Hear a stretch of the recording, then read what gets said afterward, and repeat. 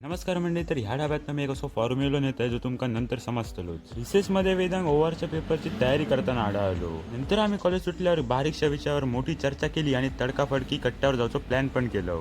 निघाक अजून खूप टाईम असल्यामुळे आम्ही कॉलेजच्या बाहेर थोडं टाइमपास केलो आणि महापुरुष मंदिराकडे येऊन श्रेयसच्या प्रतापाचा प्रतीक खालो. श्रेयसने ढापलेल्या 2 कैऱ्यांमधले जवळजवळ 1 कैरी तर मीच खाल्लंय. आणि जसो जसो कट्ट्यावर जायचो टाइम जवळ येत होतो तसं आमच्यातलो एक एक माणूस गायब पण होत होतो. जका दिलेल्यावर मी विनेशच्या सांगितलं मी फोनवर बोलते तू गाडी चलय. तो म्हणत झालो नाही मी एक वेळ फोन धरून राहतोय पण तू गाडी चलय. इतको बिचारू इटामलेलो. नेरूर सोडून आम्ही वाया खरारेवाडी टाळ आम्ही रोहन माडगूच्या घराकडे पोहोचलो. मंदिराकडे पोहोचल्यानंतर आम्ही बघतो तर दर्शनासाठी गर्दी खूपच होती.